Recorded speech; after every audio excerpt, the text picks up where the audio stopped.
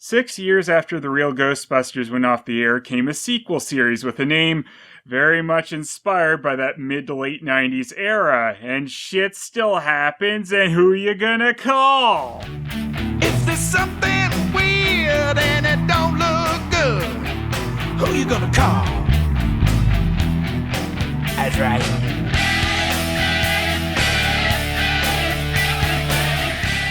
I have less of a personal connection to Extreme Ghostbusters like I did the Real Ghostbusters, but I was pretty interested in finally giving this series a fair shot. After the Real Ghostbusters had its guts torn out by the Q5 debacle, I moved on to other shows, and when 1997 rolled around and Extreme Ghostbusters came on the air, I don't recall being too enthused. One part of that was due to the gimmicky extreme marketing, which wasn't something that really flew with me. Extreme Ghostbusters! Can you handle it? Then when I finally checked it out, I was greeted by the fact that the regular cast from any Ghostbusters had been replaced by a new team, so probably rather unfairly, I didn't bother with the show too often after that. Now, having watched through the entirety of Extreme Ghostbusters, I can say that the show is much better than I was giving it credit for, but I do have some mixed thoughts on it. Now, quite interestingly, a little over a year before Extreme Ghostbusters' release, it was going under the working title Super Ghostbusters, which is definitely a bit cornier than Extreme. This title was dropped really early on as well, because some people who actually worked on Extreme Ghostbusters never heard of Super Ghostbusters. One of the major changes going to Extreme Ghostbusters from the Real Ghostbusters, besides the new team, is the animation style. The Real Ghostbusters animation had been handled by DiC, but for Extreme, animation was handled by Sony Pictures' animation division, Adelaide Productions. This meant the show had a completely different look, and characters from Real Ghostbusters were all redesigned a bit. Though in the show's universe, 10 years had passed since Real Ghostbusters, so it made sense that they had changed some. And, well, it wasn't anything as extreme as what had happened to Janine before. I'm really gonna have to watch my use of the word extreme in this video. There's also the possibility Adelaide might not have actually been allowed to use the exact designs from the original DiC show. Something that hints towards this is a statue of Peter Venkman in the firehouse. I don't know why there's a statue of Peter, there just is. Maybe Egon found the real Lorenzo Music Peter Venkman frozen and is working on a way to revive him. Anyway, the one time we get a good look at this Peter statue thing, we can see that it's basically the Real Ghostbusters design, but the face has been blurred out. Which would seem to imply there was some dispute over it, or they were just kind of unsure, so tried to play it a little safe. Maurice LaMarche was the only voice actor to reprise his role as a regular on Extreme Ghostbusters, despite Slimer still being on the show. I'm the guy that stayed on the longest, because I held on to Egon all the way through Extreme Ghostbusters. Even on Slimer, in Extreme, we recorded all those shows at night because we had so many sitcom people in the cast, and I know Frank just wasn't interested in working nights. Being the workingest man in all of animation, he just, with his blessing, he said, no, you can recast Slimer and I won't be upset. And Billy West became Slimer, so I guess I'm the survivor. So yeah, Fry was Slimer in this series, but Billy West did a pretty damn good job with it, as he sounded very similar.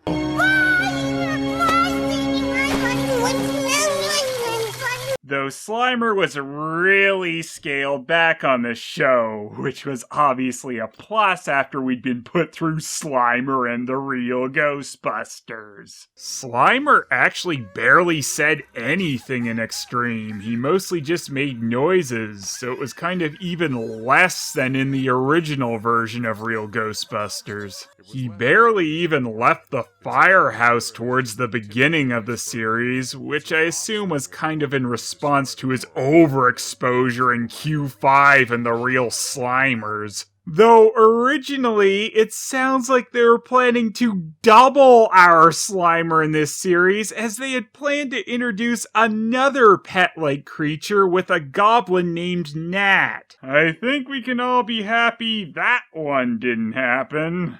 The new Ghostbusters team is brought together by chance, as they are the only ones, besides Janine, who enroll for Egon's college class on the paranormal. The average student just isn't enlightened enough to be interested in the paranormal. Nice turnout.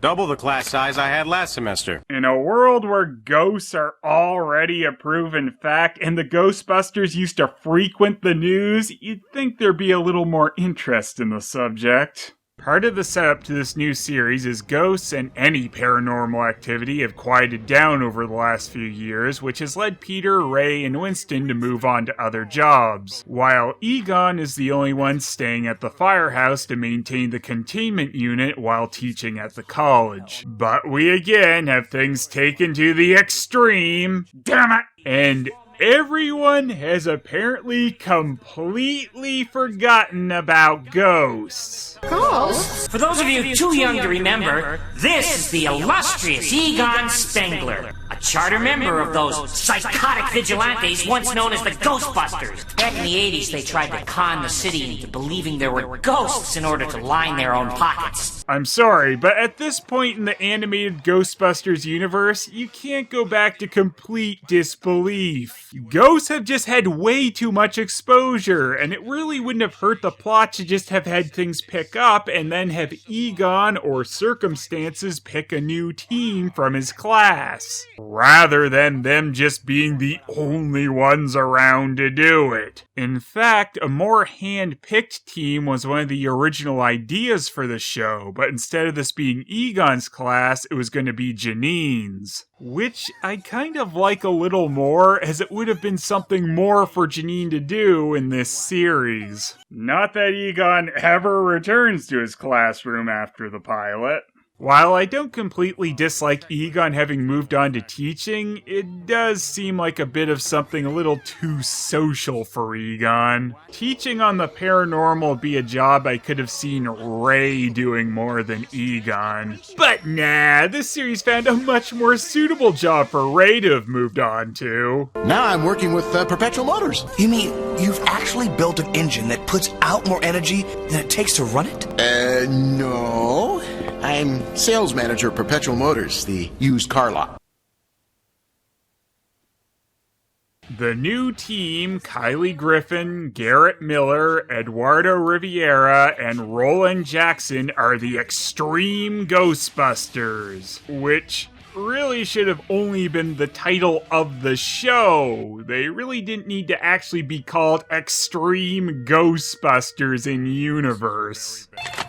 Extreme Ghostbusters, we ain't afraid of no ghosts. One of the main issues with the series is how they throw away the fact this new team is supposedly still in college immediately. I wasn't even sure if they were still going to classes once they became the Ghostbusters until quite a bit into the series when it actually got brought up again. And you know how many times we'll see them at school outside of the pilot?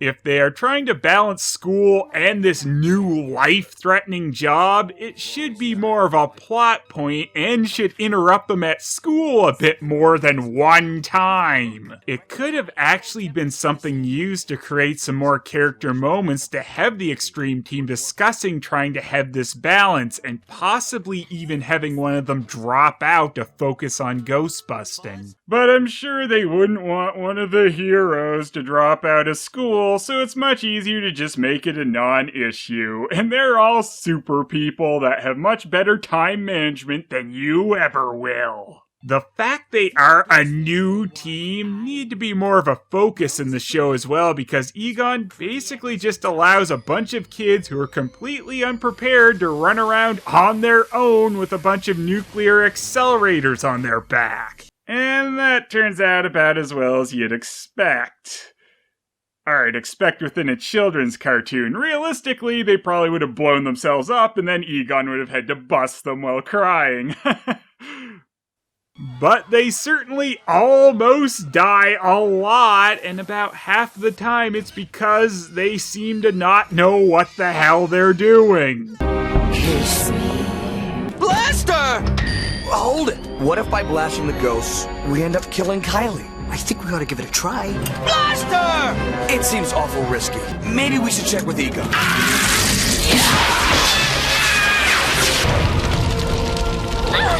Not good! Let's roast it! Too risky. Look out! Nice going, bud. You just saved the Big Apple from a major snack attack. What are you kids, insane? We're Ghostbusters, dude. It was an honest mistake. I'm getting a cop. Come on, give me a clear shot. Don't even think about it. Oh, hey, easy, hot dog. No gun, no trap, and no help from you guys.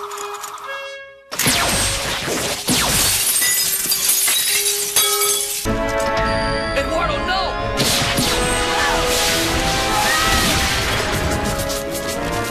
Mirrors reflect proton streams. Kylie lost her gun. I did not. Eduardo lost my gun. Like I said, Kylie lost her gun. What? Each of those guns has the power of a small nuclear fission reactor. Egon's role in the show is downed way too much. He needs to be more of an active mentor to the group. In fact, a lot of the stronger episodes actually had him being more active with the team. Yeah, let me do that.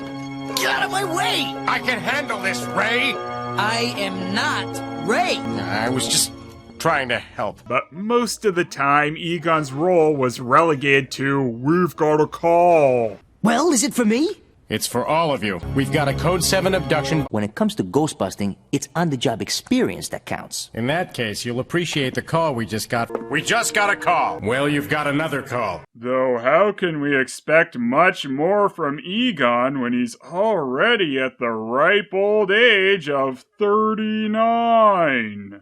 Just because my hair is turning gray and I'm getting flabby, my eyesight and hearing have diminished, my metabolic rate has slowed down, and I'm no longer producing brain cells, doesn't mean I'm getting old. You're what, 50, 55? I'm 39. I'm a wash-up, a has-been, a failure. Seriously, guys? You're saying Egon is too old for this shit because he's 39? You know that's younger than Harold Ramis actually was in Ghostbusters 1? You can still have Egon take on the less active leader role without saying he can't physically manage this anymore. Especially when you say he's only 39. Now let's go into each of the characters. Kylie Griffin was voiced by Tara Strong, who's also voiced in some other cartoons that most of you have probably never heard of. I actually ended up really liking Kylie. In fact, I'd say she's my favorite from Extreme. Why'd you do that, man? Yeah, you interrupted his beauty sleep. He needs all the help he can get. I'm probably not the only one who had that opinion either, as it seems she's the one character from the show that's gotten to do the most afterwards. One of the things that really impressed me about her character is while she is a gothy type person, that's not her defining trait. Like if she just talked all dark, slow, and broody all the time, and didn't show much emotion. Luckily, that's not the case with her at all. She has some moments like that, but she's not stuck there. It's like he's spelling out a word. I am Eduardo. Get out of my cat! And she likes cats, so she's gonna be the internet's favorite too, right? Though her cat's name is Pagan, which is probably the silliest on-the-nose gothy thing about her. Thanks, Pagan. Thanks, Pagan? Also, Kylie likes to flip-flop on how pronounced her New York accent is. Pagan, I'm so glad you're back. That was great the way you came up with that plan to defeat the ghost. Nice going, Dip. I swear, you two are like matter and antimatter. She and Eduardo have a kind of love-hate relationship with each other. I could have been street pizza. Not while I'm around. I thought cats were supposed to be graceful. And I thought college students were supposed to be bright. Am I the only guy in the room who reads J.N. Klein? You read J.N. Klein? You read? The show kept flirting with the idea of them getting into a romance, but it would never go anywhere, and it got a bit tiresome once you realized that it wouldn't. But they did have some pretty good banter at times, like when Eduardo finds out that Kylie was an all-star cheerleader when she was in junior high. So, Kylie, what were you like in junior high? Same as now. Trouble. No. Kylie Griffin, 8th grade cheerleader of the year. Trouble, huh? Oh, yeah. Hey, man, that's the 8th grade cheerleader of the year you're messing with. Eduardo was voiced by Reno Romano, and he is kind of the Venkman of the group in a couple ways, but not all. He shares some of the more slackerish and woman-seeking traits. He does also have some dry sarcasm, but not to the same degree as Venkman. The real Ghostbusters. Yeah, they look real, all right. Real old. But you must never, under any circumstances, cross the streams. Why? What'll happen? Another electric shock? No, nuclear explosion. Kiss me, Eduardo. I want you to. Back off, Eduardo! Why? She's legal. I'm amazed they got away with that line, honestly, in this series, so props for that one. He is the only one of the Extreme team that had no interest at all in the paranormal at the beginning of the series and only took Egon's class for an easy A. He then only got involved with the Ghostbusters stuff to try and impress Kylie and prove he's not a flower. This ghost business don't play with me. You might want to take in the flower show at the convention center. I hear they got a special exhibit on daisies. You calling me a daisy?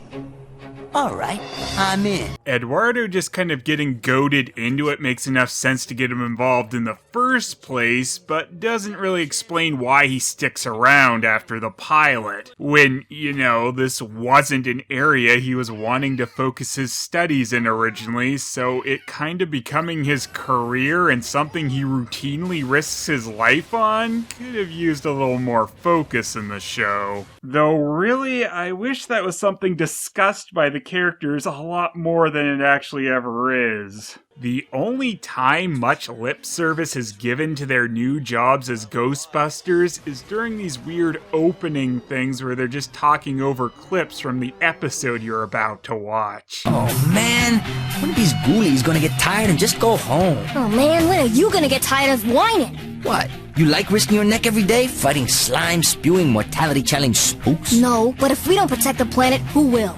Oh, Superman. Hello, Earth to Eduardo. Superman is a cartoon character. Yeah, I knew that. Whatever. These bits feel like filler because certain episodes ran a little short or something, but they should have been discussions actually held within the show. With Eduardo also being the only one who had no interest in this field, he was probably the least sensible character to give this catchphrase to. Who do you think you are? We're scientists. I'm a scientist, man. We're not fans. We're scientists. We're not meteorologists. We're scientists. Who are those guys? Scientists, like myself. How'd you know that? I'm a scientist. Make way for a scientist. We can take care of your flying rust bucket. We're scientists. Hey, I'm a scientist. No, you're not. Being a Ghostbuster in of itself does not make you a scientist. Winston wasn't a scientist, but he was a Ghostbuster. They are not the same thing. The original line this catchphrase is referencing from Peter made sense because, and try to follow me here, he was a scientist. Back off, man. I'm a scientist. Eduardo is a college student. I remember that, even if the show doesn't most of the time. But the show does like to point out that Eduardo doesn't have a strong grasp on the science of the situations a lot of the time, making this catchphrase even more asinine. And, you know, even if this was a good catchphrase in the first place, they would have worn it out with the amount of times they had him repeat it. Eduardo was an average Ghostbuster, but he was a brilliant scientist.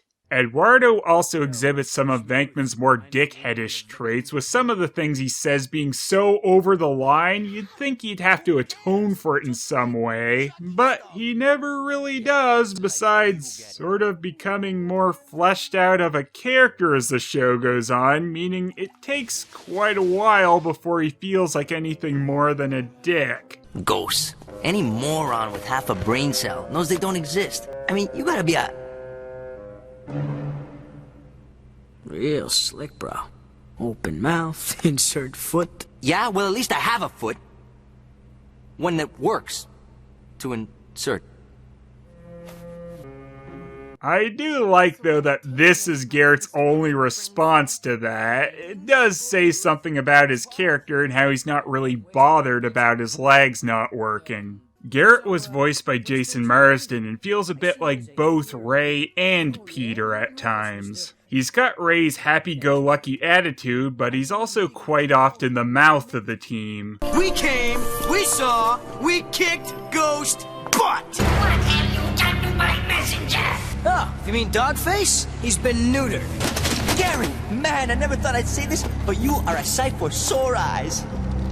You're not gonna kiss me, are you? Hey, it's Frosty the Idiot Boy. One of the things that impressed me the most about Garrett's character is him being in a wheelchair wasn't the main focus of his character. It was part of him, but not his defining trait. Though I do have to admit, they do kind of glance over the fact that being in a wheelchair would make some of the tasks he performs a little harder than the show actually makes them out as. Because, yeah, it seems he can roll over pretty much anything with ease when the situation calls for it.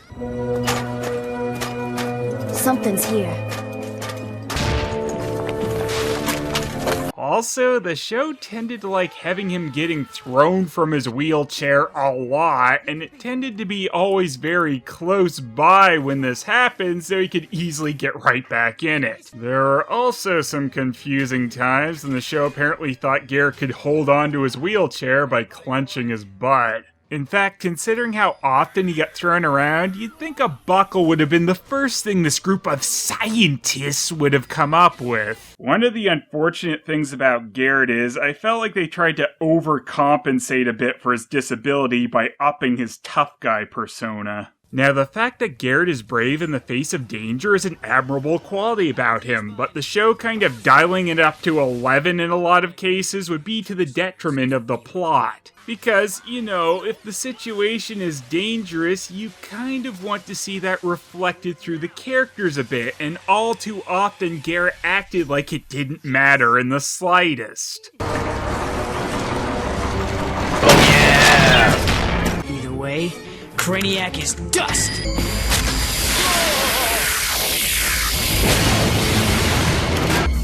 Shepard, I don't think that word's in my vocabulary. But it blew him up. That's not supposed to happen. Hey, results is results. This stuff isn't budging. If we could just locate its source. Less talk, more action. You kids, close your eyes! Looks like somebody wants dessert. Wait! Let me.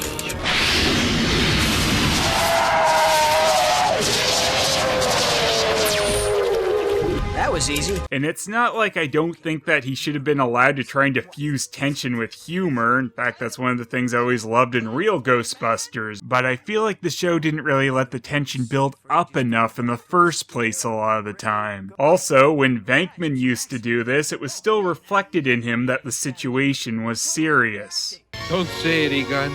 Let me. We're in trouble. Oh boy, are we in trouble. In some of the stronger episodes of Extreme, Garrett dropped the constant tough guy act and was a little more human. And I wish more episodes had realized you can still have him wisecrack in the face of danger, but you don't need to have him smiling and completely ignoring what the situation actually is constantly. Garrett, I got you covered, bro. Roland was voiced by Alfonso Ribeiro. Yes, Carlton from Fresh Prince. And he was the driver! Okay, it wasn't quite that bad, but I really hate having to say this. However, Roland was the character I felt got the shaft the most when it came to characterization in Extreme. We got a few things, like he was a bit of a dork, but never got too far into it besides a few references. It's a trash compactor. Check it out.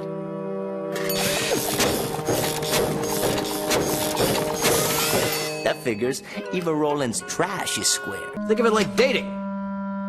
Well, if you dated, I'm gonna kill him. Go with me. They dumped a lot of the same traits on Roland as the blander Winston from the later seasons of Real. He's into mechanics and Ecto-1, which is fine, it's just that the show doesn't give him a whole lot else a lot of the time. However, Roland is into science unlike Winston was, and that comes into play once in a while. But a lot of the time, Roland will just be the tech guy, when that's not being given to Egon. I really wish they'd come up with a clear direction for all their characters, because Roland seemed to get stuck in a loop of doing the same thing over and over. There were 3 different episodes where Roland did something that was noisy and it annoyed the rest of the team. He was building something loudly in one, playing the violin in another, and then he got a bit more lazy the next time and just listened to loud music in another. Also, the first time we actually got an episode focused on Roland, he was possessed through most of it to create an evil machine. The next time we got an episode that really focused on him, he was under the spell of a siren for most of it, so again, not in his right mind. Hello? Would you two stop talking about me like I'm not here? There were just too many times when they had parts of the plot about Roland, but forgot to actually do anything to grow his character. In the only direct sequel to a Real Ghostbusters episode, the Grundle returns and goes after Roland's younger brother because, well, he's a brat. But Roland was blind about that regarding his brother and was convinced he was a good kid, so you'd think he'd have to come to a realization about his misbehaving brother and learn something from it. But nope, it's just dropped. His character never says anything about it. It's okay, kids. It's all over. Janine gets her 3rd voice in the animated Ghostbusters universe, provided by Pat Music. Ghostbusters, please hold. Ghostbusters, please hold. Ghostbusters, please hold.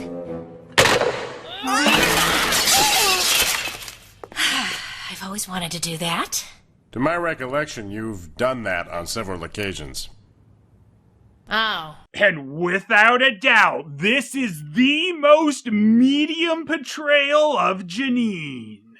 It's definitely a huge step up from the nicey nice Q5 Janine, as she's got a bit of her personality back, but it's still not quite up to Laura Summers' portrayal. Janine also seemed to be struggling to try and find what her place on this version of the show was a lot of the time. In some of the episodes where Egon is the one answering the phones, she either does nothing at all or doesn't even appear.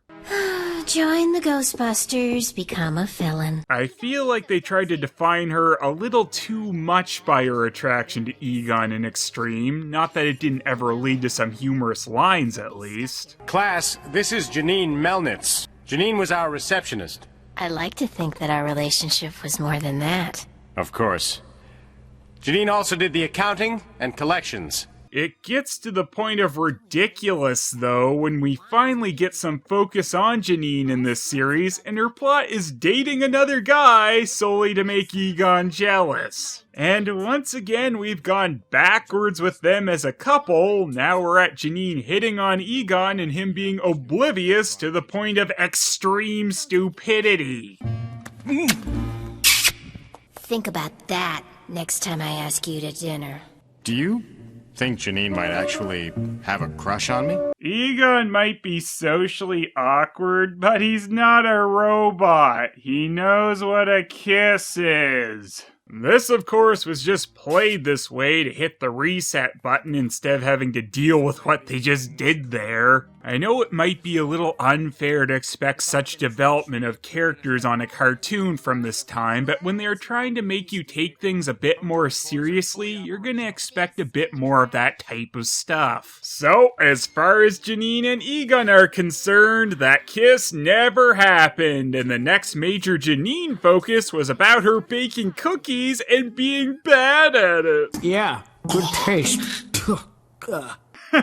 Wow, how'd they ever think to use that generic stock plot? When this is a continuation of Real Ghostbusters, in which we've seen Janine take on a god, she's gone way too far backwards as a character in Extreme. She should have also been someone who could have been a mentor to the new team and gone on jobs with them sometimes. Instead, the show acts like she's barely ever done this before, as we only see her strap on the proton pack a couple of times. And the first time we see her in the Ghostbusters jumpsuit again, it's just at the end of an episode where she and Egon got there after the plot was already over. Then for some bad episode-to-episode continuity, Janine acts like she's never worn a Ghostbusters uniform before and has to grab the gear from that blurred-out Peter statue, and even though she's had several unique colored jumpsuits of her own, she has to grab one of Egon's. When a character already has their own specific jumpsuit, they don't need to wear Egon's. Oh well, as long as they don't make that mistake again.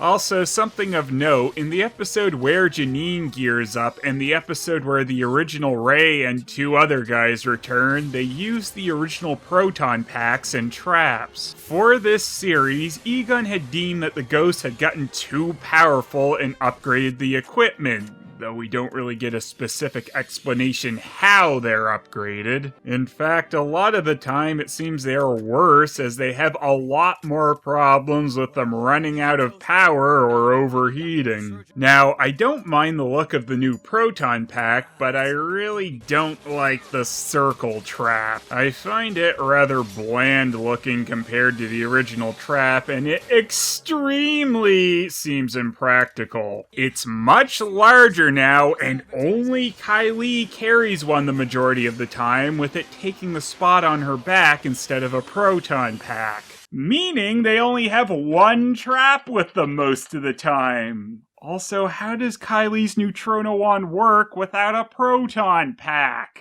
Maybe if the circle trap was built for multiple catches without having to empty it or worry about the ghost escaping, it would justify it a little more, but that's never given any lip service, and it's just me trying to come up with an explanation for it. As for Kylie's smaller blaster, they showed it connected to a little purse-like pack on her side, which would seem to imply that having to lug around the actual proton pack is pointless, which, is just poking a hole in one of the most major pieces of equipment in the whole show. The only implication of Kylie's smaller blaster is a very bad one, which is that it's weaker than the rest, which is actually implied in one episode. You get the girl's gun. Yeah? Now you do. I'll cover you. What, that little gun? Get out of here. Also, they insinuate that carrying the regular proton pack is too heavy for Kylie. Want me to carry that? Why? So you can drop it down a sewer? Hey, I offered. Why don't you have Janine take it? She never had a problem with it. You know what I expected to pop up somewhere in this series? Samhain is in the intro for the show and even had a toy made of him for the line, which Garrett didn't even get, besides an unreleased prototype. But Samhain never features in the show once. He could have been a good opponent for when the original team returned, but instead we got a kinda dull, blobby tentacle thing. Really? The two-part crossover is one of my major disappointments with the series, and not for the reason you'd expect. I was prepared for the disappointment that I knew was coming, being that it was going to be Dave Coulier's Venkman instead of Lorenzo Music's. But the one I wasn't was that the story that actually brought Peter, Ray, and Winston back just wasn't that strong. I feel like if it had been Samhain, the Boogeyman, or maybe just something connected to Gozer or Vigo, it would have been much more intriguing. Instead, they ended up fighting an entity they couldn't even talk with. The first part of the story was also, again, a bit of a stock plot, with the Extreme team getting jealous of the Real team. The returning Ghostbuster that got the most focus was Peter, who I can say about half the time felt like he was written well. You never change, you nasty green slime machine, you bad goblin. Yuck! I've heard all about you guys. And depending on what you've heard, it's all true. Or, I deny everything. This is what you get for letting teenagers take the car. But the other half of the time, he kind of fell into the stupid, doofy, moronic Peter. And a one, and a two, and a bobbly bobbly boom! Yeah! We came, we saw, we bowled. Glad you could join the party, Junior. We got the entity in our sights. Preparing to engage. I didn't even know they were dating. For the most part, Ray and Winston didn't really get all that much. In fact, part way through the story, they tried to leave. Attention passengers. We regret that all south and eastbound departures have been canceled. Oh, man. I assume the main reason they tried to take off partway through the story was that whole Peter and Garrett wearing matching shirts thing. Now, speaking of clothing, it also bothered me a lot that Ray, for no reason, wore Egon's old jumpsuit instead of his old beige one. It even had the pink collar like Egon's original one from Real. In Extreme, he wore one, but without a different colored collar, though in this episode, it just kept flipping back and forth. Now let's talk about one of the really nice things about this series, which is how dark some of its stories could actually be. In the episode Deadliners, which was clearly inspired by Hellraiser, you had some Cenobite-like demons killing people. Flesh. To our specimen, a suit of skin. To us, sculpting clay. Promising infinite aesthetic possibility. Don't touch me! No! No! Let the procedure begin. Of course, when people died in Extreme Ghostbusters, they kind of just glanced over it, but for a good while, the show had quite the high body count. Step into my parlor. No! It is too late for me. It's never too late. Thanks, and I'm sorry that you're dead. These were quite the gruesome designs for this show, and I was really impressed with some of these things they got away with. There was also a Killer Clowns from Outer Space inspired episode called Killjoys, where these evil vampiric clowns eat people.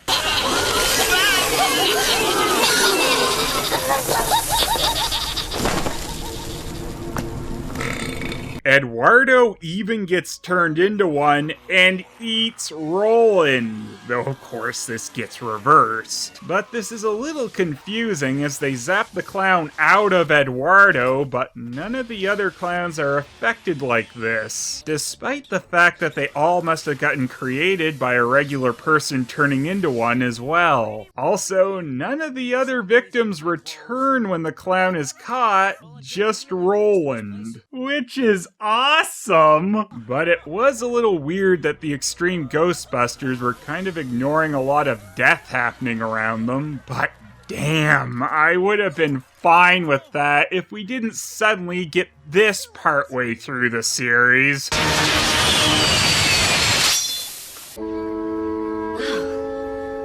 What happened? Once we trap a ghost, its hold on people is broken.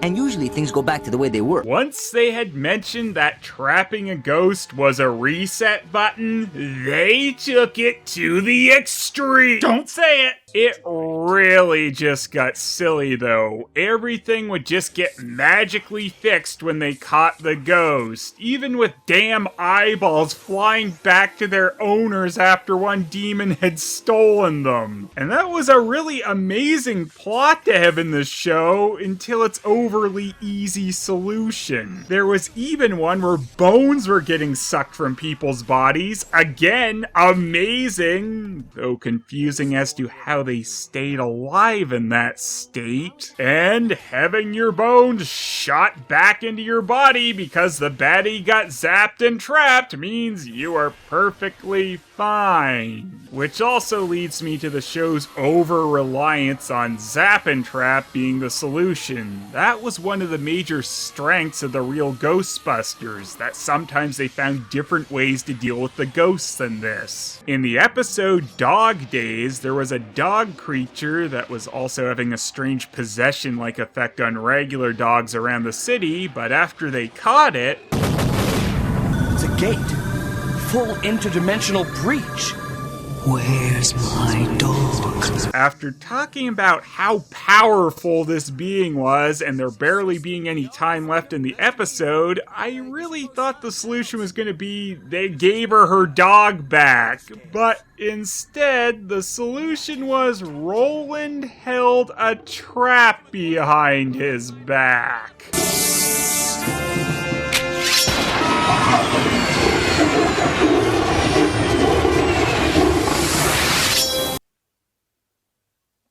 Really?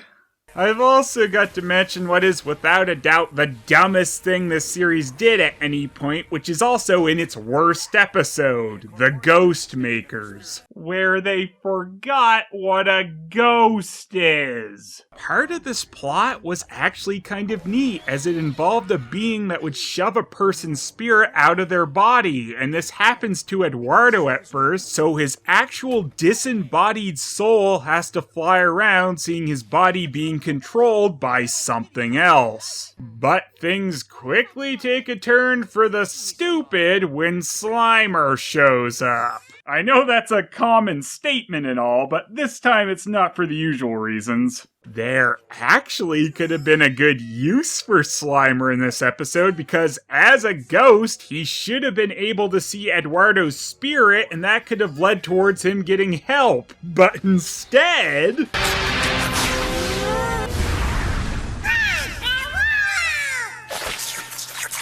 You're dead. He just told a ghost it was dead.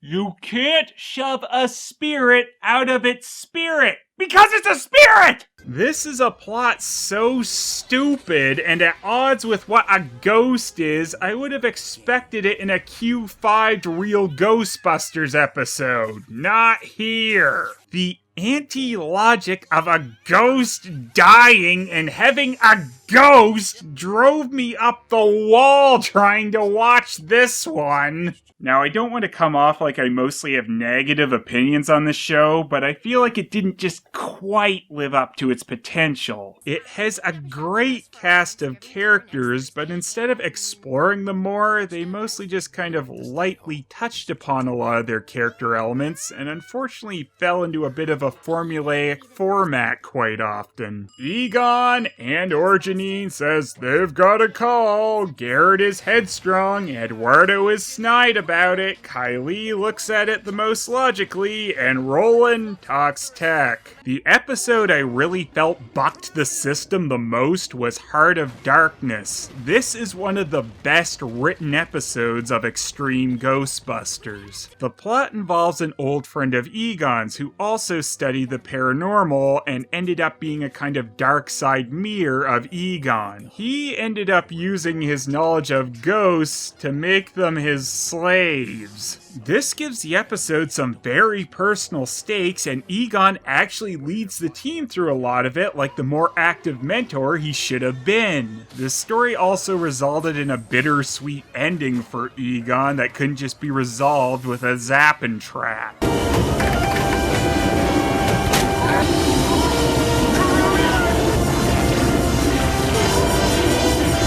I couldn't save him. He let go. He let go a long time ago, Egon. And it wasn't just Egon, all of the Extreme team had some stronger character moments in this episode. And I really just wish this had been the norm for the show rather than the exception. Overall, I found my viewing experience of Extreme Ghostbusters kinda got evened out by the highs and lows of the show. And unfortunately, the humor in the show never quite got up to the original incarnation of Real Ghostbusters. I'd say humor-wise, it was at its strongest in the two-part pilot, Darkness at Noon. After that, it was mostly filled up with a bunch of lamey type gags, usually reserved for the episode's abrupt endings. Where the show really shined was how far they took the horror elements at times, and they probably pushed the limits of what they could get away with on this cartoon quite a bit. In fact, I think because they ended up pushing things so far in a lot of the earlier episodes, it made someone come down upon it and make them put in that explanation about things usually fixing themselves once a ghost is trapped. And that resulting lack of consequences was one of the most damaging things to taking any of the plots very seriously. A very obvious problem when being more serious seemed to be one of the main goals of this new show. Extreme Ghostbusters is way above the kiddie crap of the Q5 Real Ghostbusters, but it just needed a little bit more of a push to reach the full potential the show really had. It kind of just fell into this middle ground between kiddie stuff and something adults can still enjoy, like the original Real Ghostbusters.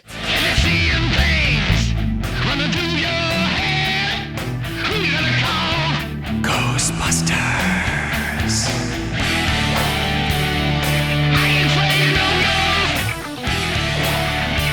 You know, busting makes me feel good. I ain't afraid of no ghost. Woo!